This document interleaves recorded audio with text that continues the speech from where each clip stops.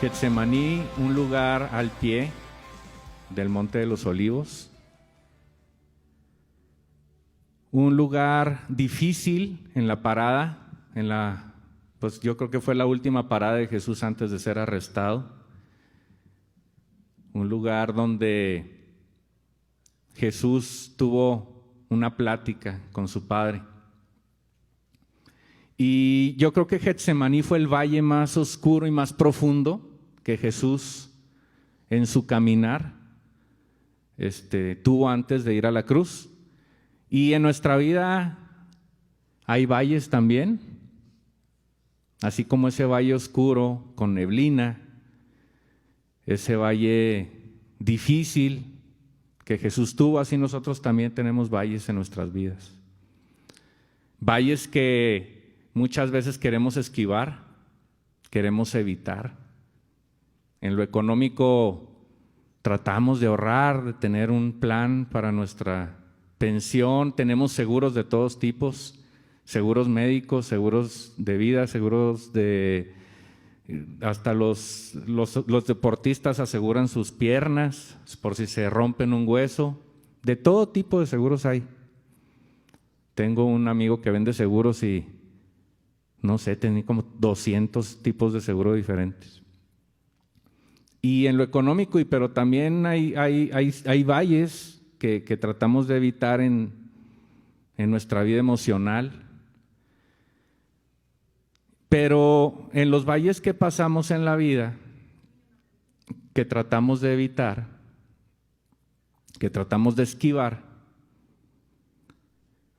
sin excepción, en algún día nos tocará estar en un valle. Y ahí cuando estemos en el valle, muchas veces no hay manual de supervivencia.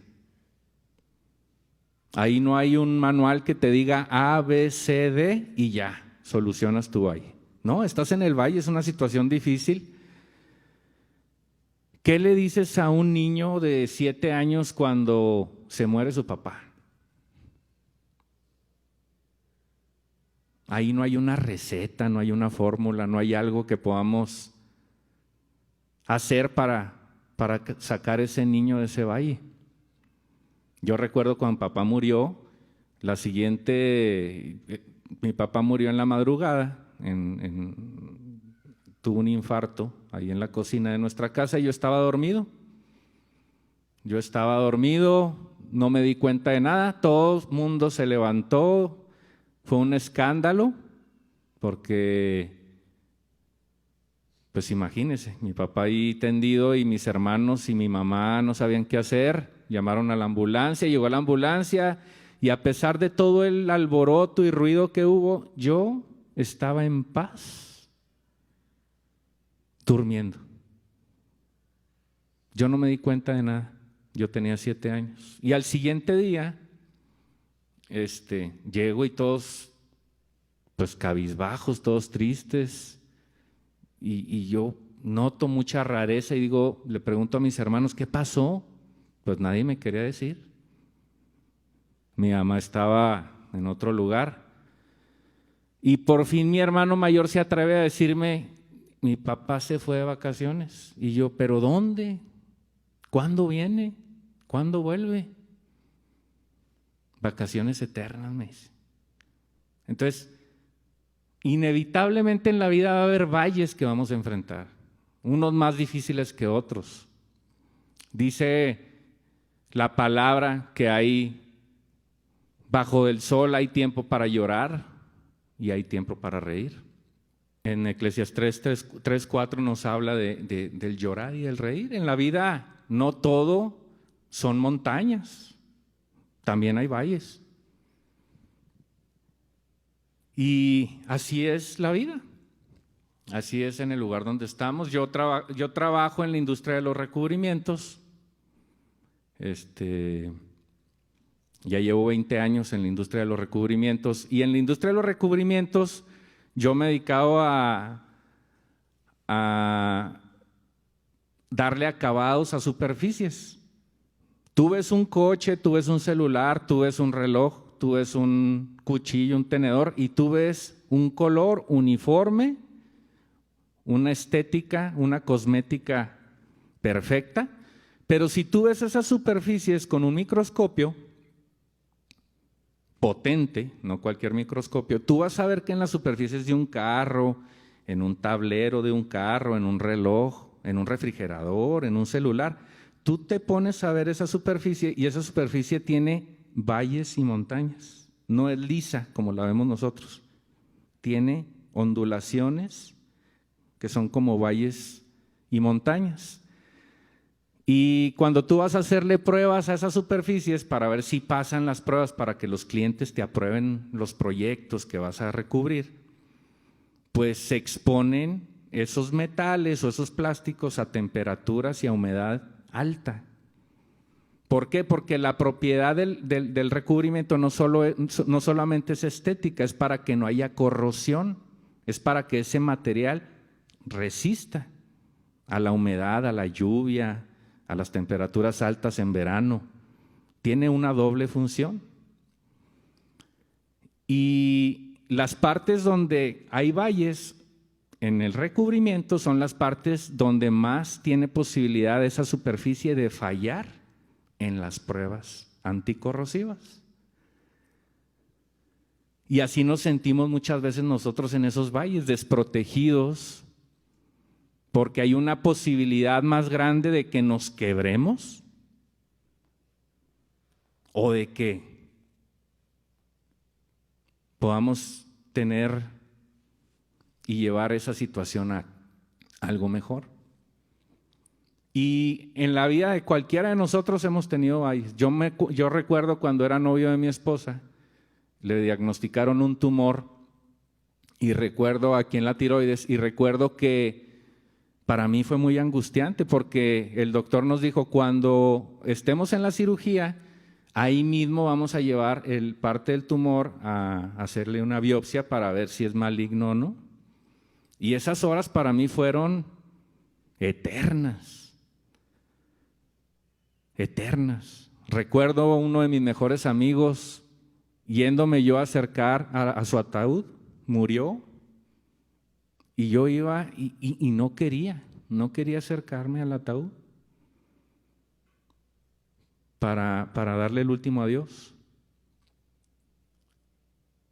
Y hay momentos difíciles en la vida de todos nosotros. Yo cuando tenía 10 años me diagnosticaron un tumor en el cerebro. Y también fueron días difíciles, complicados. Nadie quiere pasar por los valles con neblina en la vida. Queremos estar en las montañas, protegidos y seguros. Y hoy te quiero hablar de alguien que es Jesucristo, que estuvo en su valle más profundo antes de la cruz, en Getsemaní. En la antesala de su muerte, entristecido, atribulado, angustiado, antes de su arresto, unas horas antes de su arresto. Jesús ya llevaba 33 años en su ministerio, de edad y tenía 3 años en su ministerio. Y hacía unos días acababa de entrar a Jerusalén, en su entrada triunfal. Nos narra la palabra cómo iba en un pollino, iba en un burro, para cumplir la profecía de Zacarías 9:9, que iba a entrar el Hijo de Dios a Jerusalén en un pollino. Pues así entró Jesús. Los judíos lo esperaban en un caballo imperial, con ropas de rey y con la proclamación diciendo: voy a liberar al pueblo de Israel de la opresión romana, porque todos querían un libertador en Israel. Y así esperaban a Jesús, pero él entró en un burro. Él entró en un burro, porque sus maneras son muy diferentes a nuestras maneras. Su pensamiento es diferente a nuestro pensamiento. En Mateo 26, 36 al 39, en la Biblia Reina Valera nos dice: entonces llegó Jesús con ellos, con sus apóstoles, a un lugar que se llamaba Getsemaní, y dijo a sus discípulos: sentaos aquí, entre tanto que yo voy allí y oro. Y tomando a Pedro y a los dos hijos de Zebedeo, comenzó a entristecerse y a angustiarse en gran manera. Entonces Jesús les dijo: mi alma está muy triste hasta la muerte. Quedaos aquí y velad conmigo. Yendo un poco adelante, se postró sobre su rostro orando y diciendo: Padre mío, si es posible, pasa de mí esta copa, pero no sea como yo quiero, sino como tú. Estaba entristecido, estaba angustiado, venía un dolor físico. De hecho, en la oración que hace él en Getsemaní, se habla de un sudor con sangre. Hematodrosis, el doctor Melo después nos explicará ese término, pero yo leí un poquito, es cuando se rompen los vasos capilares y se pueden mezclar con el sudor y puedes transpirar sangre. Iba a ser flagelado, iba a ser crucificado. Se habla de que los clavos en la cruz tenían una dimensión entre 3 y 18 centímetros, según calculan. Iba a ser clavado en la cruz. Él sabía el dolor que iba a pasar. También tenía probablemente un dolor emocional. En Mateo 26:55 nos habla de cómo sus discípulos huyeron, lo abandonaron. Pedro, Jacobo, Juan, los hijos del trueno. Así les decía Jesús. Jesús tenía sentido del humor. Le ponía apodos también a la gente. Lo abandonaron, huyeron. Y él sabía que lo iban a abandonar. Pero más que el dolor físico y a lo mejor el dolor emocional de Jesús, lo que más le dolía en esa hora de tomar esa decisión era el dolor de la separación con su papá. Yo no sé si te ha pasado a ti, pero cuando tú dejas a tus hijos y los vas a dejar de ver por varios días, te duele. Te duele. Yo recuerdo cuando tuve la oportunidad de sacar una beca y me fui 4 años a estudiar y yo era el único que quedaba en la casa con mi mamá. Y mi mamá se alegró mucho por la beca que me dieron. Estaba muy contenta, pero a la vez estaba triste, porque pues nos íbamos a separar. Yo estaba triste, pero creo que mi mamá estaba más triste. Y en Mateo 27:46, unas horas después de Getsemaní, Jesús estaba clavado en la cruz. Y cerca de la hora 9, dice la palabra, Jesús clamó con gran voz diciendo: Lava sabactani, esto es: Dios mío, ¿por qué me has desamparado? Y es que Dios no puede cohabitar con el pecado. La palabra nos habla de que Dios es luz y la luz no puede estar mezclada con las tinieblas. O hay luz o hay tinieblas. Y la palabra nos habla de que Dios es santo y no puede cohabitar con el pecado. En Isaías 59:2 nos dice: vuestras iniquidades han hecho división entre vosotros y Dios. Vuestros pecados han hecho ocultar de vosotros su rostro, el rostro de Dios, para no oír. La luz y las tinieblas no pueden estar juntas y Dios no podía cohabitar con el pecado. ¿Y qué creen? Todo el pecado de la humanidad iba a caer sobre Jesús en esas horas, en la cruz. Primera de Pedro 2:24 nos dice: quien llevó él mismo nuestros pecados en su cuerpo sobre el madero, para que nosotros muertos, ¿sí? Porque cuando tenemos pecado estamos muertos espiritualmente, vivamos a la justicia. Esto nos dice 1 Pedro 2:24. Entonces, en su angustia, en su tristeza en Getsemaní, Dios nos muestra algo maravilloso. Nos muestra su redención, el regalo más preciado, su redención, pero también nos muestra algo de lo cual hoy les quiero hablar. Y es el centro de este mensaje. En el 26:39 de Mateo, esta es la frase que quiero que nos quedemos hoy. Dice Jesús: Padre mío, si es posible, pasa de mí esta copa, este trago amargo,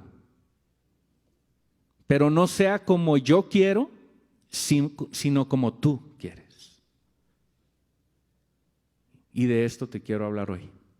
Así que agárrate el cinturón, póntelo bien, porque Dios nos quiere revelar algo el día de hoy. Getsemaní nos enseña algo más, aparte del valle angustiante que Jesús pasó, en vez de ti y en vez de mí. Pero no se haga como yo quiero, sino como tú, Dios. En ese momento Jesús, cuando hace esta declaración, Él tenía la posibilidad de despojarse de su deidad y de eliminarnos a todos.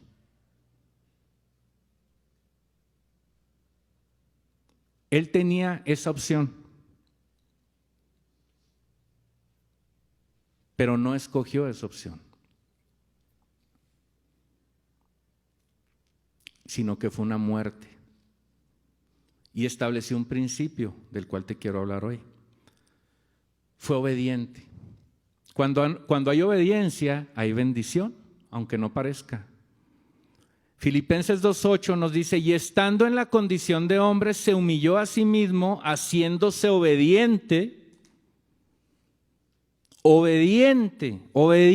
hasta la muerte, y muerte de cruz. Por lo cual, también Dios lo exaltó hasta lo sumo, y le dio un nombre que es sobre todo nombre, para que en el nombre de Jesús se doble toda rodilla de los que están en los cielos y en la tierra, y toda lengua confiese que Jesucristo es el Señor, para gloria de Dios Padre.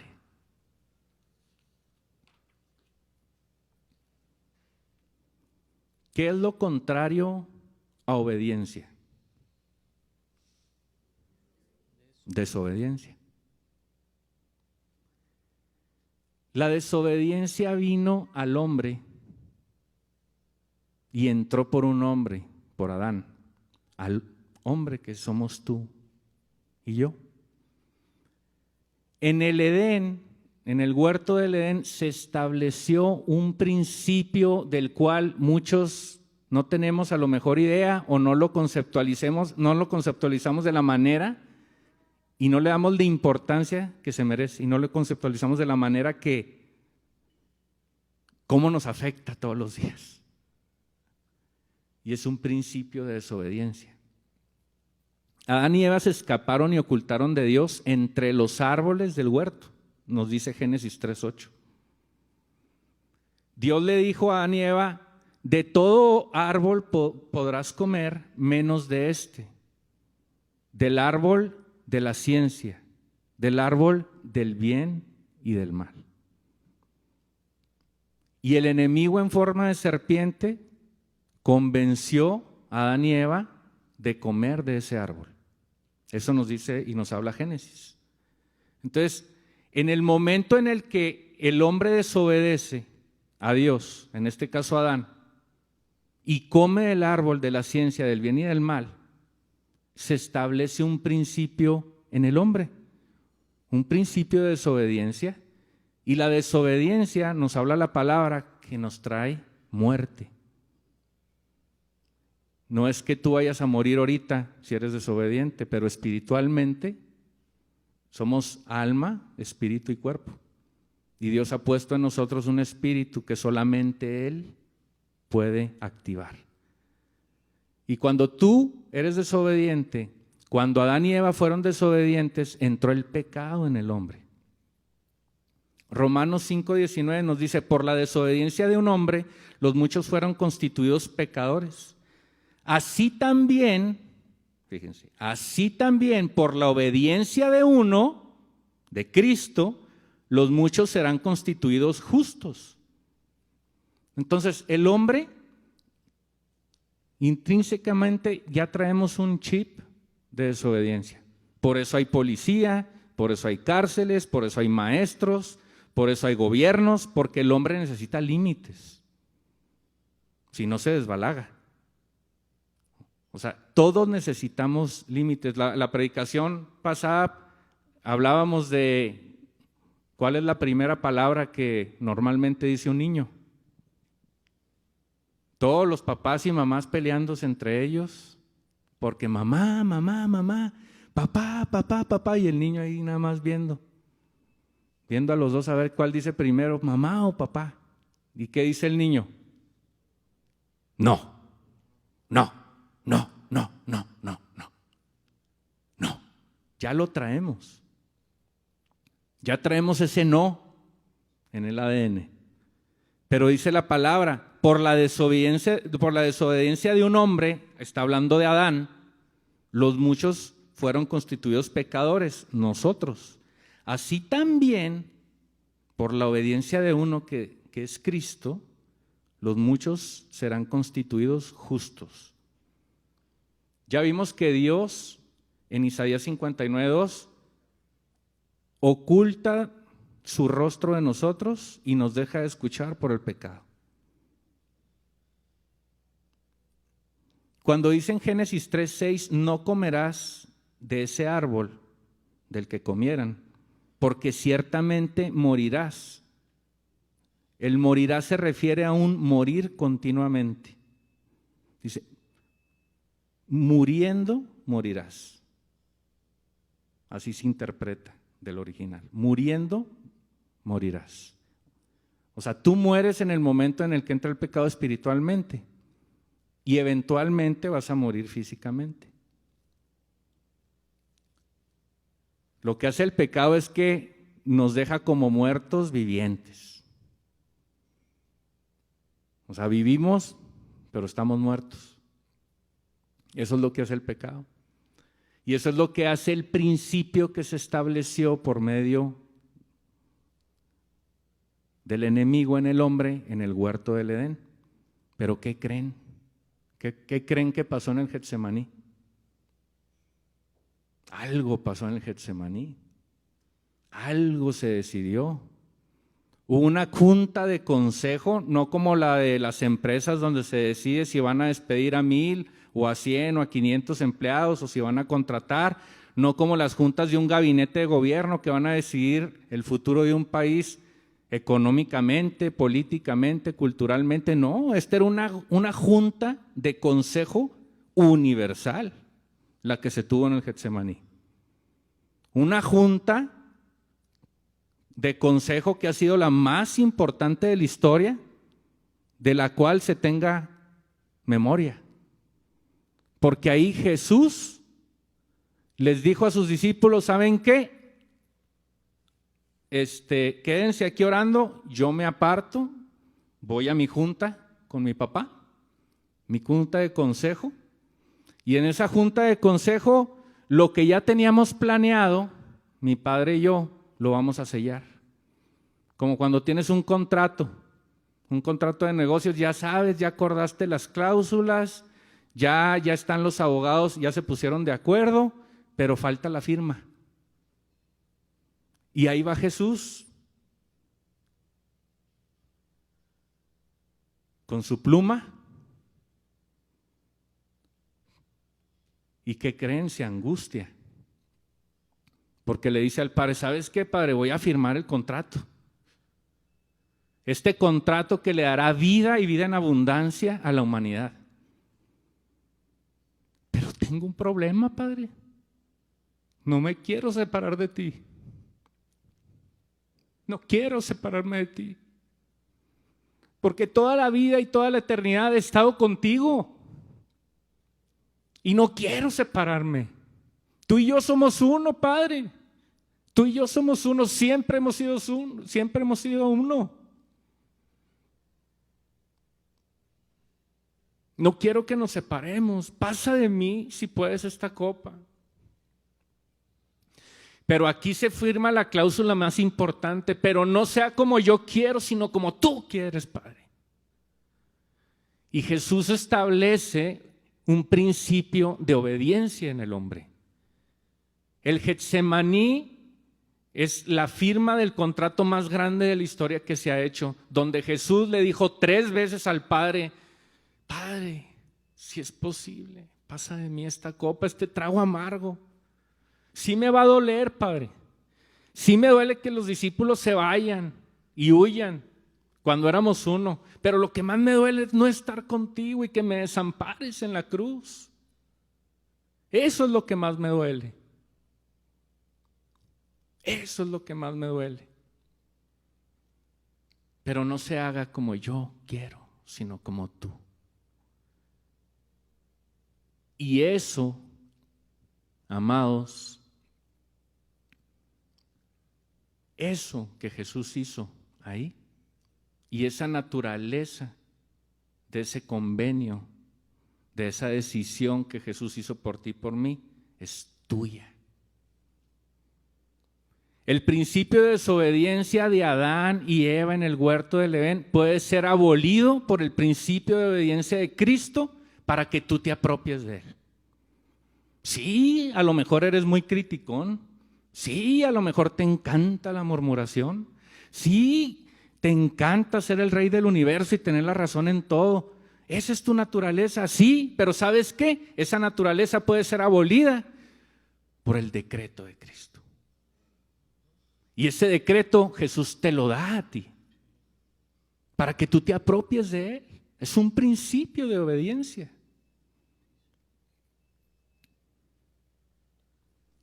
La muerte simboliza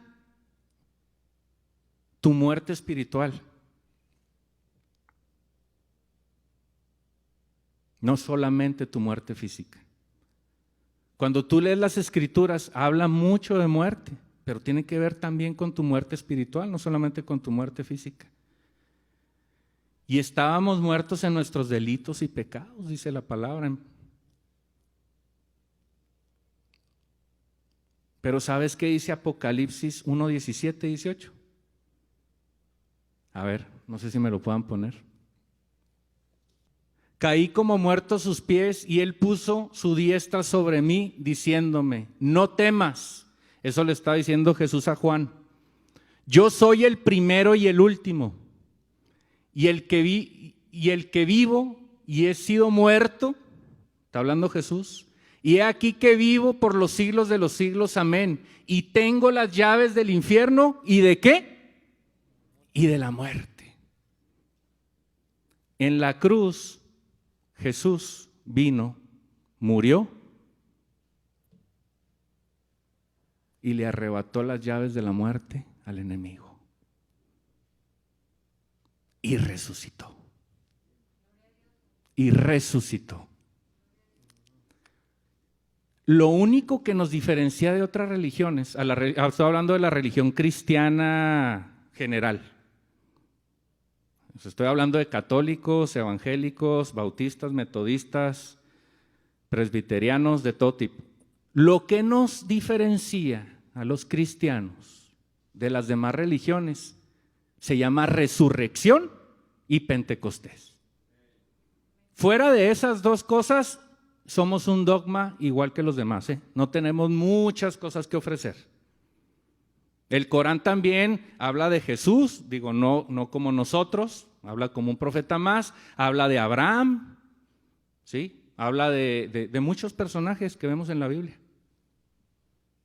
Pero lo que nos diferencia a nosotros y a nuestra fe es la resurrección, que Jesús resucitó, que no está en una tumba, sino que está a la diestra del Padre, y el Pentecostés, que es la manifestación del Espíritu Santo en cada uno de nosotros. Entonces, en la cruz, Cristo vino y nos dio vida y nos dio salvación a través de su resurrección. Por Él tenemos vida. Pero ¿qué creen? También nos trajo a su Espíritu. Os conviene que yo me vaya, porque Él va a venir. Y ese Espíritu también es el que nos hace poder establecer el principio de obediencia de Cristo aquí, nosotros, en la tierra. Señor, ¿cómo le puedo hacer para ya no ser tan criticón? Señor, ¿cómo le puedo hacer para poder perdonar? Señor, ¿cómo le puedo hacer para ya no ser tan rebelde y nomás estar con que tengo la razón en todo, no ser tan envidioso, no ser tan iracundo? ¿Cómo le hago, Padre? ¿Cómo le hago? El Espíritu Santo mora en ti. El Espíritu Santo. Cristo te vivifica. Cuando Cristo tú lo aceptas y viene a tu vida, Él te vivifica. ¿Y qué crees? Su Espíritu está en ti. O sea, ¿cómo podemos establecer entonces el principio de obediencia que Cristo estableció, firmó en el Getsemaní y estableció en la cruz? Y ratificó en su resurrección. Teniendo a Jesús, cuando tenemos a Jesús, nuestro espíritu se vivifica con Cristo y entonces viene al mismo tiempo el Espíritu Santo que está morando en nosotros. A Jesús le encantan tus lágrimas. Tus lágrimas de arrepentimiento son olor grato a Él. Pero ¿sabes qué le gusta todavía más? Tu obediencia. Tu obediencia. O sea, las lágrimas de arrepentimiento son un parteaguas. Son un parteaguas, pero lo que te va a sostener en el mediano y en el largo plazo es tu obediencia, no tus lágrimas.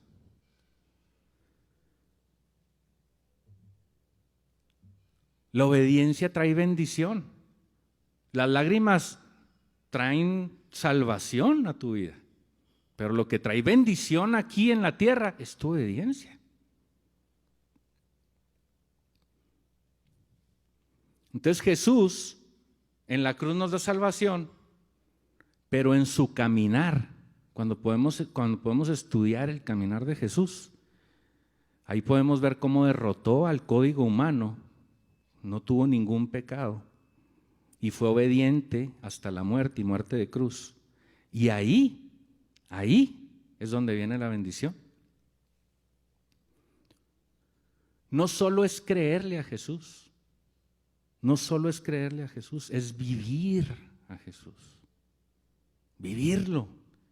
Dice Gálatas 2:20, con Cristo estoy juntamente crucificado. ¿Tú estás crucificado con Cristo? Pues a Él lo crucificaron, pero sabes que Él te hace partícipe. O sea, ya no tienes que vivirlo tú, solamente con creerlo. Ya estás siendo crucificado. Gálatas 2:20, con Cristo estoy juntamente crucificado y ya no vivo yo, mas Cristo vive en mí. Y lo que vivo en la carne, ahora lo vivo en la fe del Hijo de Dios, el cual me amó y se entregó a sí mismo por mí. Cuando tú crees en Jesús, ya pasaste la prueba de la cruz. La que tú tenías que pasar, ya la pasaste, ya la pasó Él por ti. ¿Pero qué crees? Dice, con Cristo estoy juntamente crucificado y ya no vivo yo, ya no estoy en mi carne, mas Cristo vive en mí. Cristo vive en ti. El Espíritu de Dios está en ti. Cuando aceptas a Jesús, el Espíritu de Dios está en ti. Y ya no vives tú. Ahora, otra cosa es que contristes al Espíritu de Dios. Que viva más en la carne y menos en el Espíritu. Pero el Espíritu está ahí. Y ese Espíritu es el que nos ayuda a tener victorias en nuestra vida. Y la base de esas victorias es la obediencia. O sea, no podemos tener victorias en nuestra vida, en nuestros problemas, en nuestras relaciones, si no podemos tener el principio de obediencia. Acuérdense, hay dos principios, el de desobediencia, en el huerto se estableció, y el de obediencia que Cristo lo estableció en la cruz y lo firmó en el Getsemaní, diciendo: no se haga más mi voluntad, sino la tuya, Señor. Porque dice la palabra que Él era uno, Jesús era uno con el Padre. Había una dependencia directa. ¿Por qué había una dependencia directa? ¿Cómo le haces para tener una dependencia directa, una relación íntima, una relación fuerte con tu Padre? Pues en un mismo sentir, en un mismo fluir. Tiene que haber obediencia. Ahora, ¿para qué quiere Dios tu obediencia? ¿Para qué quiere Dios tu obediencia? ¿Sabes para qué quiere Dios tu obediencia? ¿Tú crees que la quiere para nada más sentir que Él manda?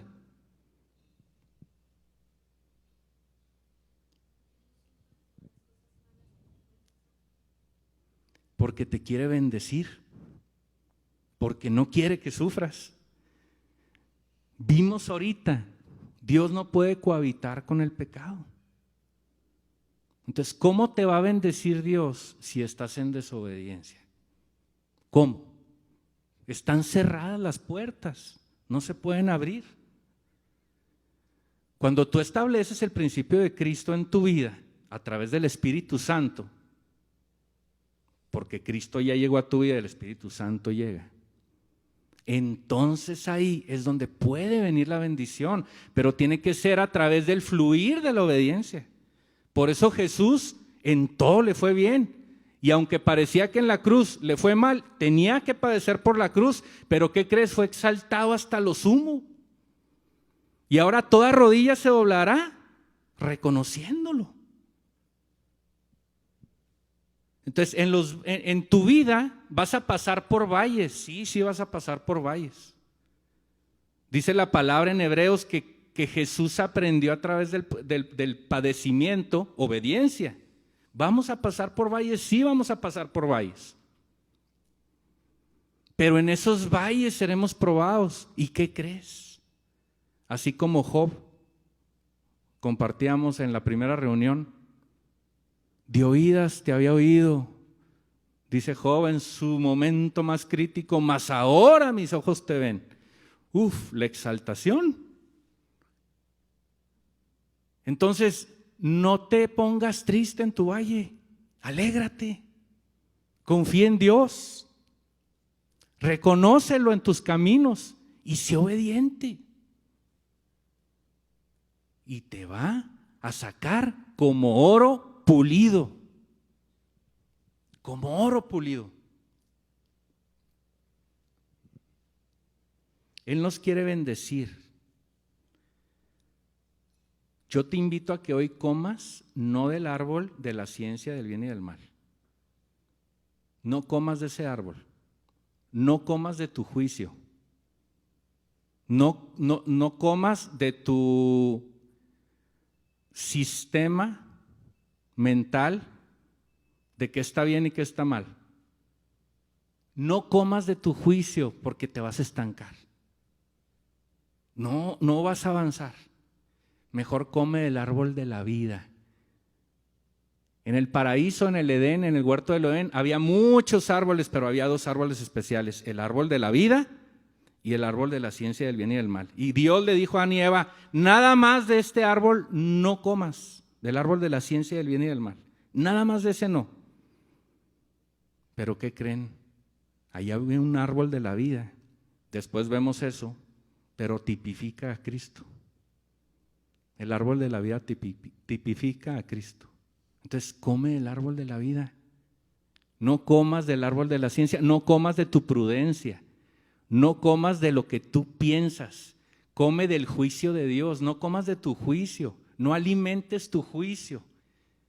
Come el árbol de la vida, porque en el árbol de la vida, cuando tú comes de Jesús, entonces empiezas a pensar como Cristo. Comes de Dios. Y ya no estás bajo tu juicio viendo qué está bien y qué está mal, sino, Señor, ¿qué piensas tú, Señor? ¿Cómo la ves? Tú dime, Padre. Estás viviendo en el Espíritu. Entonces ahora sí es más fácil perdonar. Ahora sí es más fácil dejar de criticar.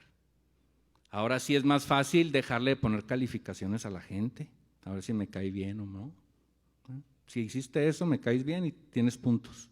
Y si no, te bajo rayitas.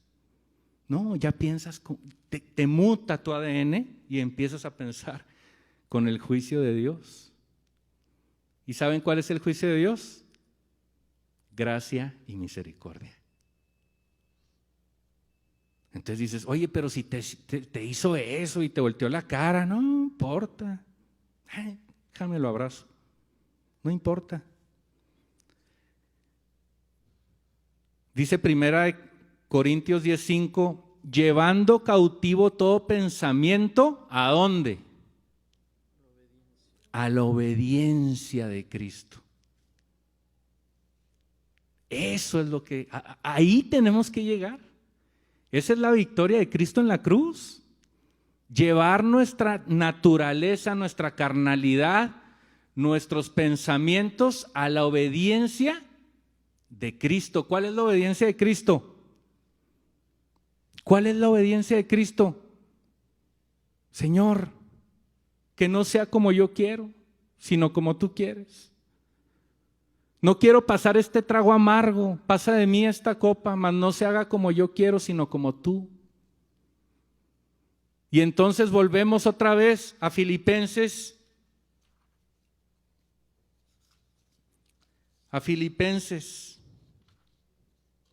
Donde nos dice, y estando en la condición de hombre, se humilló a sí mismo, haciéndose obediente hasta la muerte y muerte de cruz.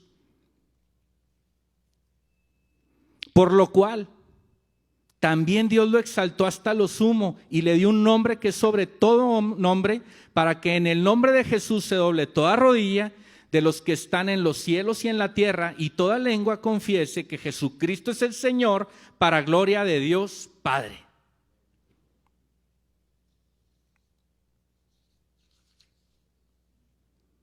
Anímese, alégrese.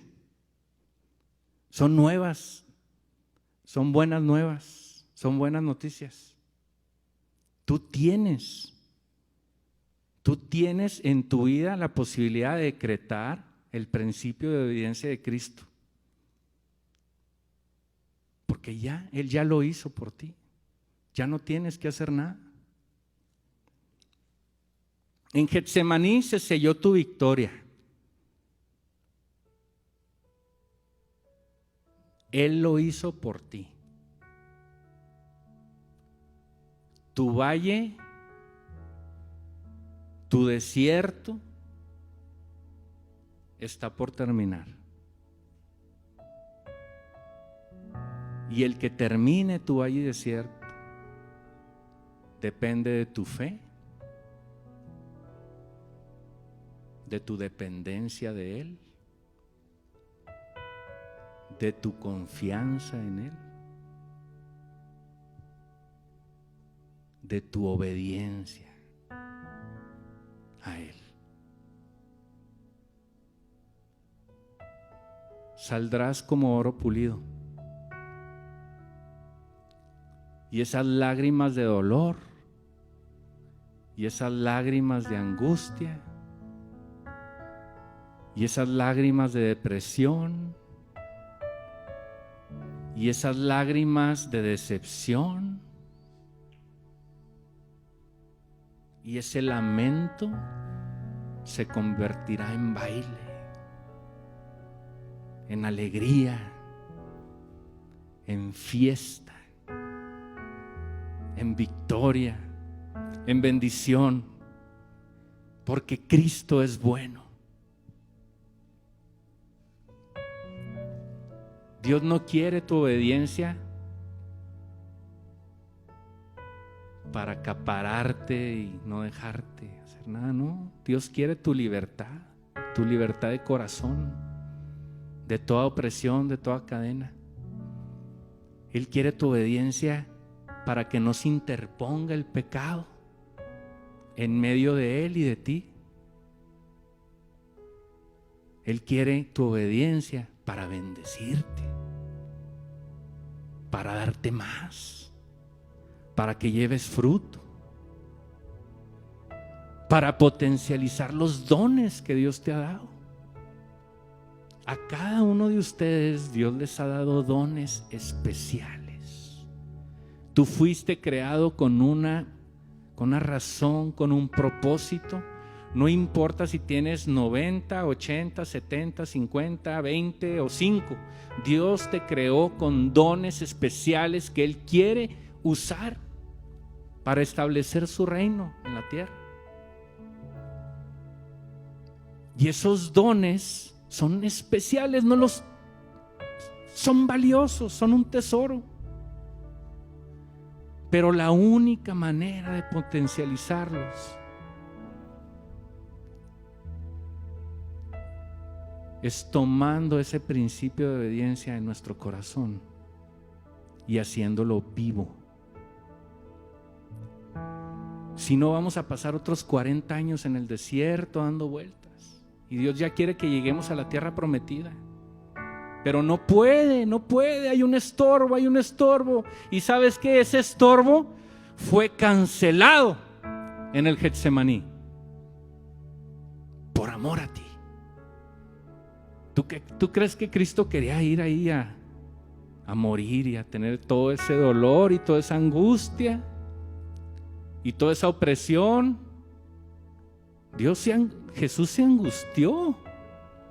O sea, Jesús era de carne, como tú y como yo, y le dolió igual que si te clavan a ti un clavo en tu mano y en tus pies, le dolió igual. Y sudó sangre.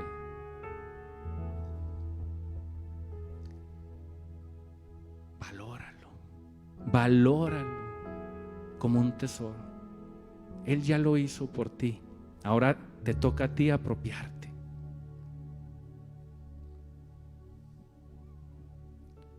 Si puedes cerrar tus ojos.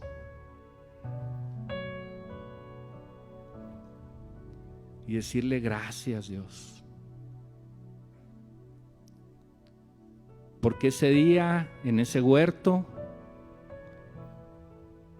entre esos árboles, al pie del Monte de los Olivos, tú tomaste una decisión por mí, para darme vida. Y esa vida es Cristo. ¿Y cómo hizo las cosas Cristo? En obediencia. Dame esa obediencia, Señor. Ayúdame a cambiar de actitud, a cambiar de visión de la vida, a cambiar de forma de pensar. Derriba mis pensamientos y pon los tuyos, Señor. Ya no quiero vivir bajo mi juicio.